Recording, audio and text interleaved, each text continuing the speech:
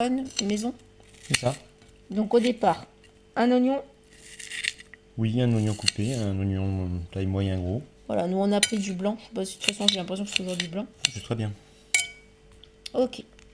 Ensuite, la crème. Voilà. Et puis des lardons. Et après, comme on n'a pas trop envie de s'embêter, Un fond de tarte acheté. Voilà. Voilà. Ça, alors c'est dimanche soir, il n'y a plus rien dans le congèle, c'était ça. C'est dimanche soir, il n'y a plus rien dans le réfrigérateur. Donc il faut bien trouver quelque chose à... On est allé marcher, on est sorti. Alors on en met. On met un petit peu de crème. C'est de la crème légère, mais je pense que tu as pris un petit peu ce que tu as trouvé, non? T'as fait exprès. Il y avait la crème entière. Ça suffit amplement, crème légère. Voilà, tout à fait. Faites pas de rebord parce que de toute façon il n'y a pas y avoir grand chose en garniture. C'est un peu comme une pizza sans doute moins garnie. Ah, il y a une vidéo comme ça où le type il dit c'est comme une pizza et puis il est pas content. Oui. Liam Carpenter, là, tu sais, c'est le truc. Je vois très bien ce dont tu parles. On va mettre... En plus, pour moi, c'est alsacien.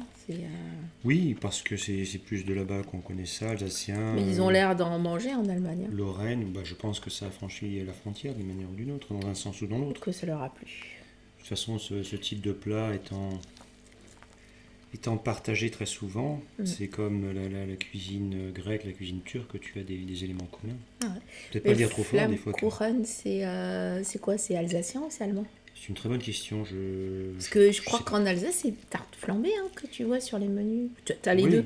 Oui, tout à fait. Tu dois avoir Flammkuchen. Tout à fait. C'est peut-être un mot qui est à la fois dans le patois ou dans le dialecte alsacien. Et y a un bout de dans la langue allemande, parce que tu as quand même certains mots qui doivent être proches, je suppose. Oui, complètement.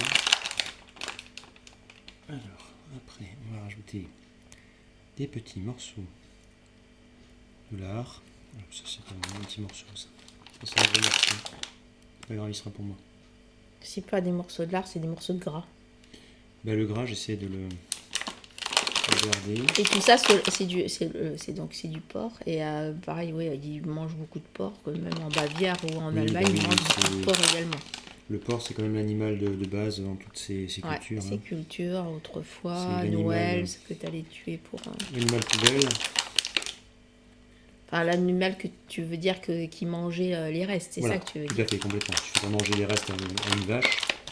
Par contre, le porc, lui, il se nourrit très facilement de tout ce qui reste. Il grossit facilement. Ça grossit très vite. Là, typiquement, celui-ci, il va retourner.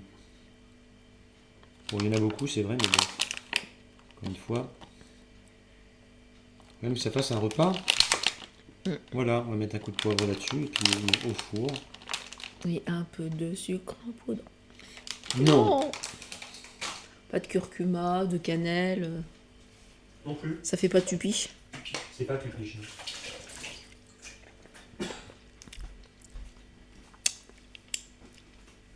Je vais récupérer mon oignon. T'as dit que tu mettais du poivre, donc. Ouais, je vais faire ça.